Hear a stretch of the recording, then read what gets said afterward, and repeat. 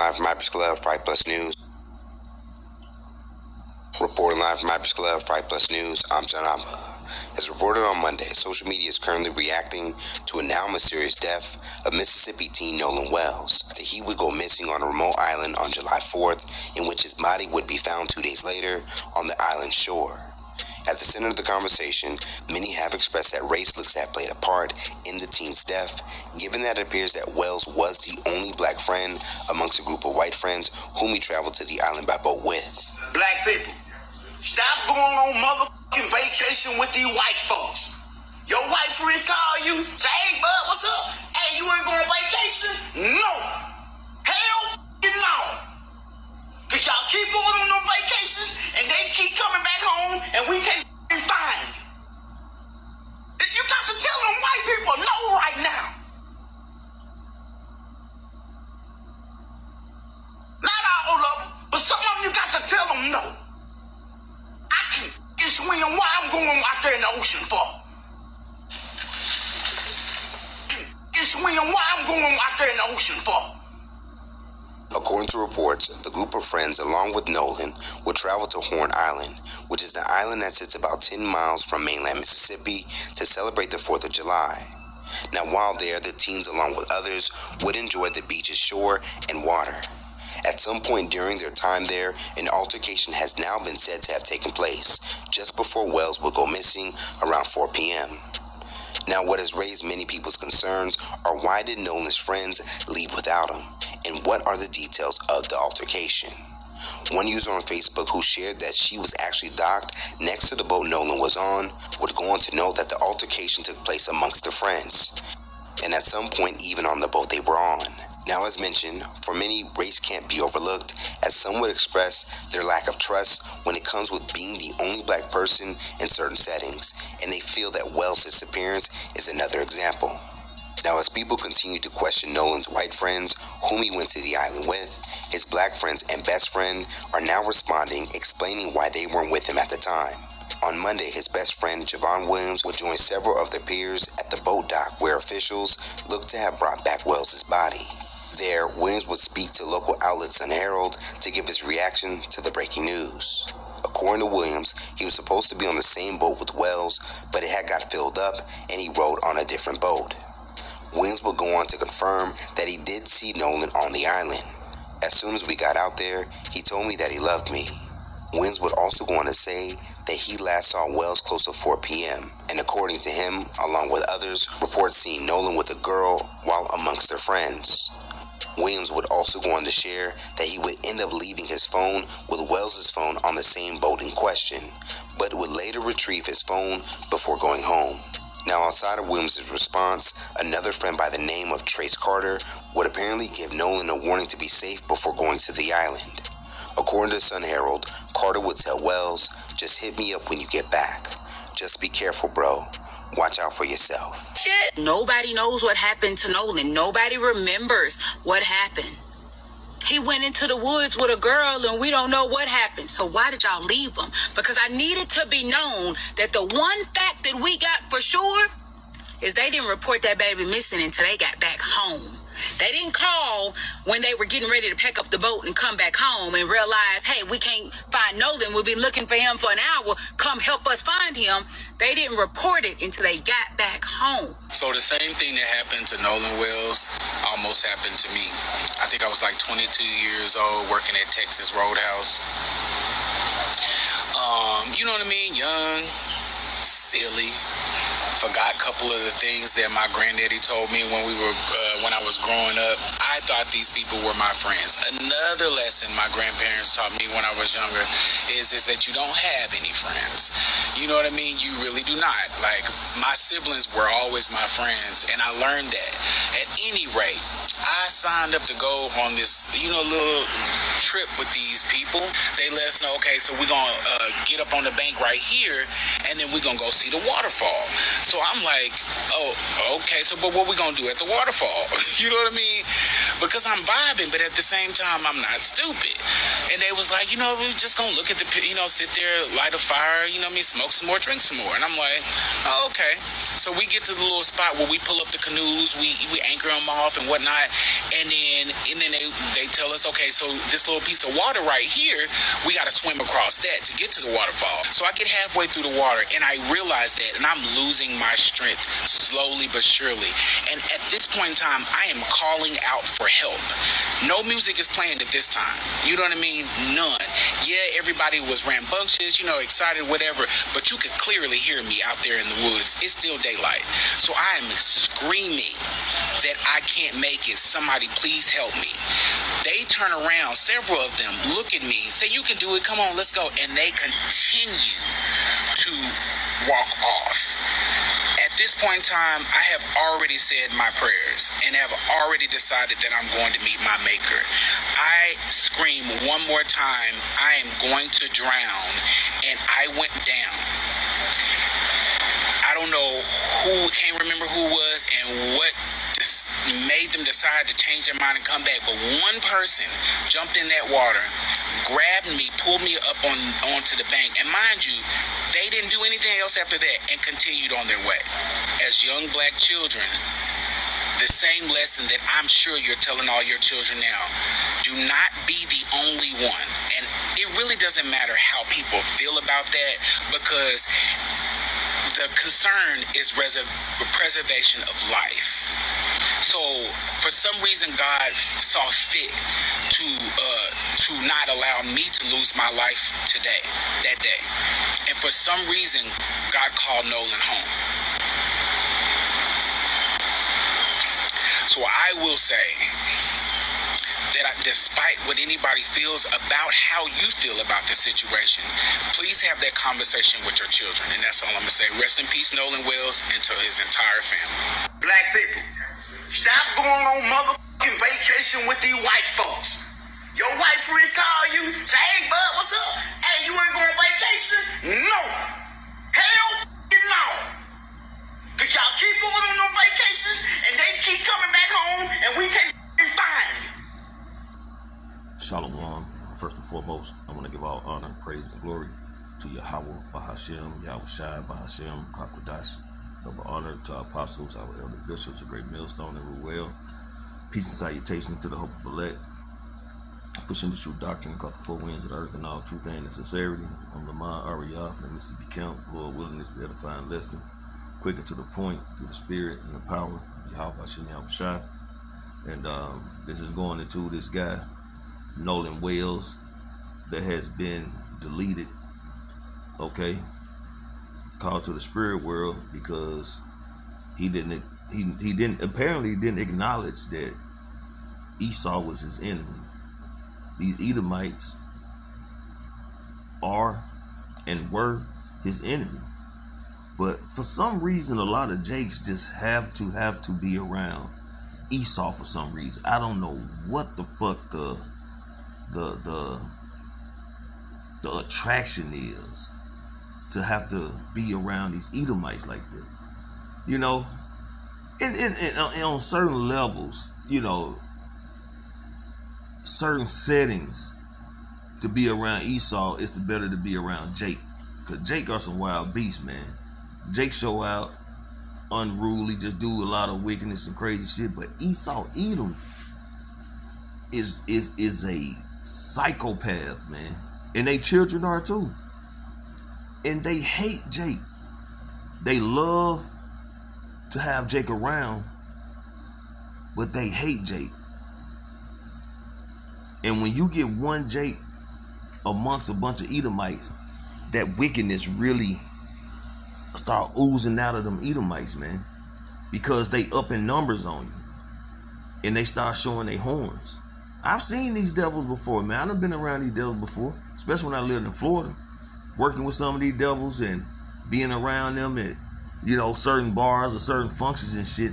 They get real cocky when they outnumber you, and then the alcohol is flowing, whatever the case may be,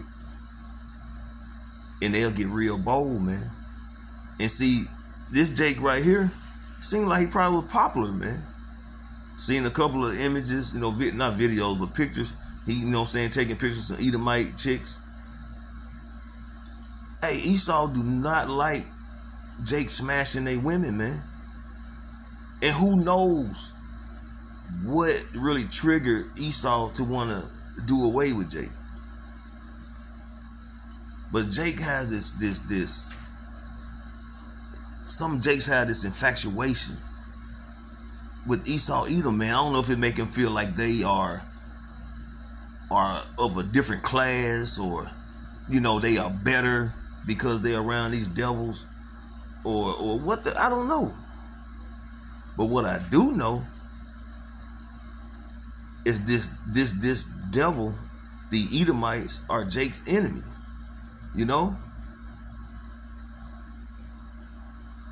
And it's been, goddamn, Jake. Yeah, they'll say, well, times have changed. Times have changed, Yeah, times have changed. But Esau haven't changed. Not for the better. He's gotten worse. Okay? Salaki had an interruption. But, Jake just have to learn the hard way sometimes. At the end of the day, there was a judgment of the Lord, man. And this is gonna cause some friction. It's gonna cause some anger, and possibly, who knows, people might start doing some crazy shit behind it. Cause we know, it's gonna start being, race wars, right? So who knows, man? Lord willing, this will explode, and things will get, real crazy. Just to, forward prophecy more. But I'm gonna get a couple scriptures here, and I'm gonna close it out. This is the book of Genesis, chapter 27, verse 41. Esau held a grudge against Jacob because of the blessing his father had given him. So this hatred, this jealousy, this grudge has been happening for a long time. Okay? He said to himself, the days of mourning for my father are near, then I will kill my brother Jacob. So Esau has hated Jacob since the beginning. You can even take it back as far as Cain and Abel. Cain was the first murderer who murdered his own brother. So the hatred has been since the beginning. But Jacob, these Jakes, they don't know who their enemy is. And the prophets have been out there telling Israel who their enemy is according to the Bible, which is Esau Edom, the nation of Esau. Okay? The Edomites. So-called white race of the day. The bloodline of Esau. Okay? This is the book of Ecclesiasticus, Sirach, and the Apocrypha, chapter 12, starting at verse 10. Never trust thine enemy. And how can you discern who your enemy is if you don't listen to the prophets? Hell, if you didn't listen to your people coming back up in the day, if you don't look at the history, you think you can trust a nation of people who put your people in captivity on numerous or multiple occasions, but definitely during the transatlantic slave trade? Look what happened during Jim Crow. Look what happened in Natchez, Mississippi. Look what happened in Rosewood. Look what happened in Tulsa, Oklahoma. These are the same devils who rolled on Jake, murdering Jake, killing Jake, because they are our enemies, man. The Bible primary, what's the word I'm looking for? The primary people in the Lord's movie, by way of the scriptures, is Jacob and Esau. Okay? And Esau is Jacob's enemy. Jacob is Esau's enemy. And they both come out the same womb. But Esau is a cunning hunter, and Jake is a plain man, according to the scriptures, right? But Jacob put himself in a position to be Esau's, you know, it's the word I'm looking for. I keep losing track of words. Salaki. Pray. You know, Esau prays on Jake, waiting for that moment to destroy Jake, man. And this Jake, young Jake, Nolan Wells, had to find out the hard way, amongst many others, man. In my hometown, there's been a couple of Jakes that done been deleted, hanging around with a bunch of Edomites around water, man. You know, you can't trust these devils. Look at these devils in this damn picture. All of them probably pissed off because every girl they like probably got the googly eyes and wanted Jake, man. Probably smashed a few of them. And they can't stand that shit. Niggas play basketball better than them, football better than them. You know? Swag, because he got the salt. And they envy that, man. You know, just putting it out there, just saying, you know. So back in verse 10, never trust thy enemy, for like iron rusted, so is his wickedness. Though he humble himself. Come on, man. Let's go out. Let's go have this on this vacation, man. We hit the island, bro. We gonna get fucked up, dude. You know, just gonna have a good time, man. Yeah. Make it sound all nice, man. Like he really accepting and wants your company, right? Whole time in the back of his mind, he pissed at you. He want to do something to you. He just got to get you in an isolated place. Though he humble himself and go crouching, yet take good heed and beware of him. Beware of him. Okay? Take notice of certain behaviors. You know, watch how he move. Look things he say here and there. His behavior. How he act when he's with a group of Edomites with you, and how he act with when it's just you and him. You know, you gotta take heed and beware of that shit, man. Caution. Keep your head on the swivel. Pay attention. Listen. You know? Because he's gonna show who he truly is. But you have to acknowledge that and know how to move. And thou shalt be unto him as if thou hast wiped a looking glass. And thou shalt know that his rust had not been altogether wiped away, because he's the devil. This devil don't change. He gets more cunning. Okay, he'll humble himself, make it appear that he's cool, but nevertheless he's your enemy. You know, you go Ezekiel, it talk about that perpetual hatred that Esau has towards Jake. Ongoing hatred, continually hating. We just read in Genesis, right, that this devil said what Esau said when his days of mourning for his father at hand, and he would slay his brother Jacob. Okay, he would kill Jacob. So there's a perpetual hatred, an ongoing hatred that this devil had since the beginning, man. Cain and Abel, right? More proof of Jacob and Esau. And then the transatlantic slave trade just tops it off. Jim Crow. Hell, even today. See what Trump talking about. Nigga finna start, you know, coming up against people talking about their ancestors, about stealing the land, knowing they stole the land, but you can't, they don't want you saying that shit. Pretty much don't want to be exposed anymore. And they're just gonna make it, you know, a crime damn near if you exposing them. But this is the devil, man. Again, never trust thy enemy. Like iron rusted, so is his wickedness, man. And Jake failed because he trusted his enemy. And now Jake in the spirit world, man. You know? My people are destroyed for lack of knowledge. Okay, that's what the Lord said, man. And this man, this young man, has been destroyed because of his lack of knowledge. And that lack of knowledge was being able to discern who his enemies were. So that's about it, man. Lord willing, it's an edifying lesson.